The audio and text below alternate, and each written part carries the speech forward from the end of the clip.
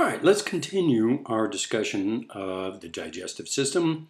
This is, again, lecture number 2 of chapter 14. Now, the C-shaped stomach is on the left side of the abdominal cavity, nearly hidden by the liver and the diaphragm. Different regions of the stomach have been named. The cardio region, or cardia, named for its position near the heart, surrounds the cardioesophageal sphincter, through which food enters the stomach from the esophagus. The pylorus is continuous with the small intestines through the pyloric sphincter, or valve. The fundus is the expanded part of the stomach, lateral to the cardial region. The body is the mid portion, and as it narrows inferiorly, it becomes the pyloric antrium, and then the funnel-shaped pylorus, the terminal part of the stomach. Now, the stomach varies from 15 to 25 centimeters. That's about 6 to 10 inches in length.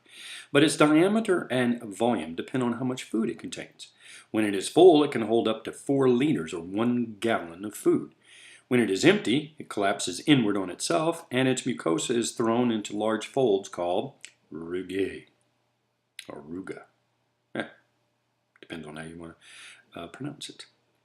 The concave lateral surface of the stomach is called the greater curvature, and its concave medial surface is the lesser curvature. Wow. Now, here's all the stomach and all of its parts. All right, you've seen that. And then here's a photo of a human stomach, what it looks like. Of course, it's empty.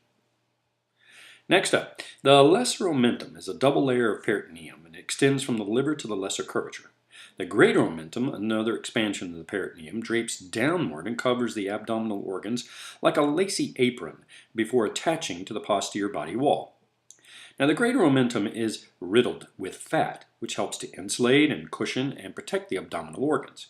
It also has large collections of lymphoid follicles containing macrophages and defense cells of the immune system.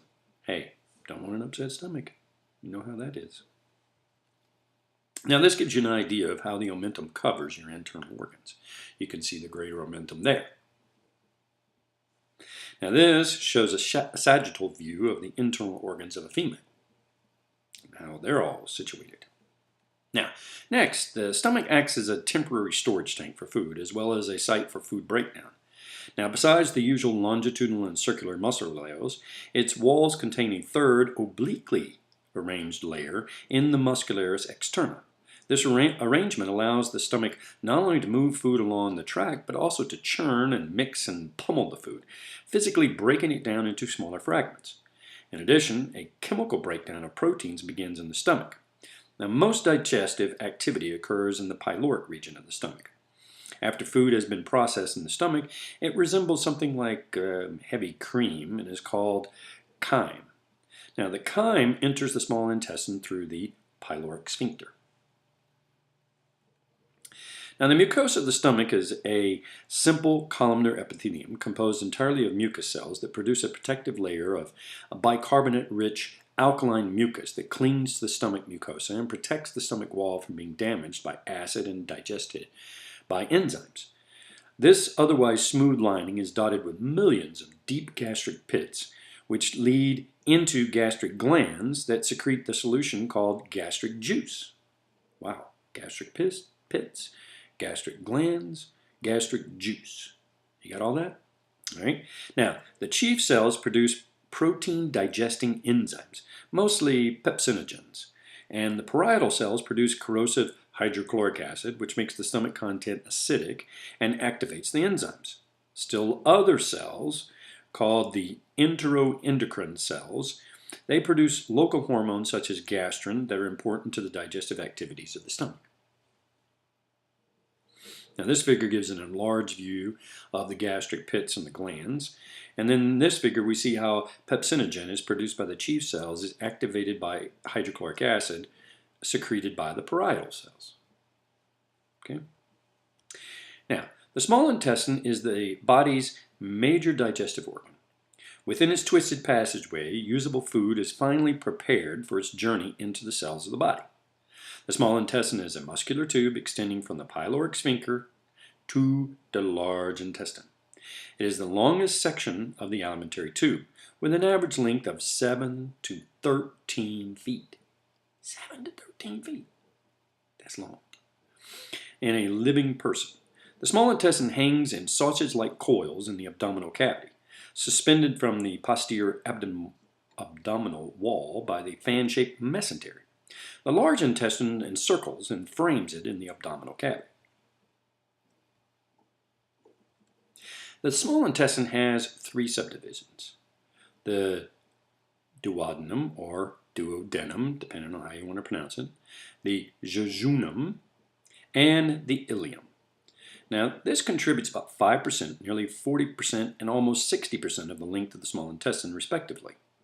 The ileum meets the large intestine at the ileocecal valve, which joins the large and small intestines. Chemical digestion of foods begins in earnest in the small intestine. The small intestine is able to process only a small amount of food at one time, so the pyloric sphincter controls the food movement into the small intestines from the stomach and prevents the small intestine from being overwhelmed. Though the C-shaped duodenum is the shortest subdivision of the small intestine, it has the most interesting features. Some enzymes are produced by the intestinal cells, and more important are enzymes that are produced by the pancreas and then ducted into the duodenum through the pancreatic ducts, where they complete the chemical breakdown of foods in the small intestine. Now, bile, formed by the liver, also enters the duodenum through the bile duct in the same area. So you got all sorts of juices coming in. Now, here is the duodenum of the small intestine and the related organs coming in. You get the pancreas and you got all that stuff coming in from the gallbladder. And nearly all food absorption occurs in the small intestine. The small intestine is well suited for this function. Its walls has 3 structures that increase the absorptive surface tremendously. You got microvilli, villi, and circular folds. Microvilli are tiny projections of the plasma membrane of the mucous cells that give the cell surface a fuzzy appearance, and sometimes referred to as the brush border. The plasma membranes bear enzymes that complete the digestion of proteins and carbohydrates in the small intestine. Villi are finger-like projections in the mucosa that give it a velvety appearance and feel much like the soft nap of a towel. Within each villus is a rich capillary bed and a modified lymphatic capillary called a lacteal. The digestive foodstuffs are absorbed through the mucous cells into both the capillaries and the lacteal. Circular folds are deep folds of both mucosa and submucosa layers. Now here, several circular folds are seen on the inner surface of the small intestine in this particular diagram. And this is the enlargement here of a villus, extension of the circular fold, and you can see the lacteal and the blood vessels there.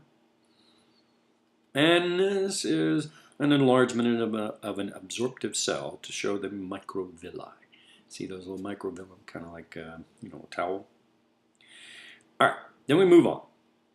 The large intestine is much larger in diameter than the small intestine, thus its name, the large intestine. But it's shorter in length. It's only about 5 feet long. It extends from the ileocecal valve to the anus. Its major functions are to dry out the indigestible food residue by absorbing water and to eliminate those residues from the body as feces. It frames the small intestines on 3 sides. Now, the sac-like cecum is the first part of the large intestine, and hanging from the cecum is the worm-like appendix. It's a potential trouble spot. Because it is usually twisted, it is an ideal location for bacteria to accumulate and multiply. Inflammation of the appendix, which is called appendicitis, is the usual result. And remember that the appendix is a vestigial organ. Got to remember that from biology. Now, this is the large intestine, and you can see where a section of the cecum is removed to show the ileocecal valve there. Now, the colon is divided into several distinct regions. The ascending colon travels up the right side of the abdominal cavity, makes a turn to travel across the abdominal cavity at the transverse colon. It then turns down again and continues down the left side as the descending colon to enter the pelvis, where it becomes the S-shaped sigmoid colon. Now, the sigmoid colon, the rectum, and the anal canal lie inside the pelvis. Now, the anal canal ends at the anus, which opens to the exterior.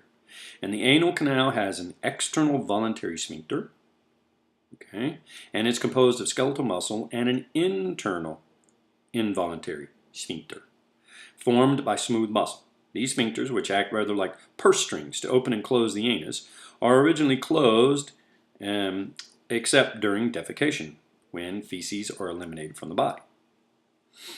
Because most nutrients have been absorbed before the large intestine is reached, no villi are present in the large intestine, but there are tremendous numbers of goblet cells in its mucus that produce alkaline mucus. Remember what goblet cells are. They produce mucus. The mucus lubricates the passageways of feces to the end of the digestive tract. Now, in the large intestine, the longitudinal muscle layer of the muscularis externa is reduced to 3 bands of muscle called teninae coeli, or ribbons of the colon. Because these muscles bands usually display some degree of tone, they cause the wall to pucker into small pocket-like sacs called haustra. Got that? Whew. That's a mouthful. All right, so what do we need to know? First of all, the key points are, in which organ of the alimentary canal does protein digestion begin? The stomach epithelium secretes several substances, including alkaline mucus and intrinsic factor. What is the function of these 2 secretions? Which muscular sphincter regulates the flow of chyme into the small intestine? What are villi and why are they important? And last but not least, what are the 2 main functions of the large intestines? All right, this ends number 2 of the digestive system, so we're moving right along.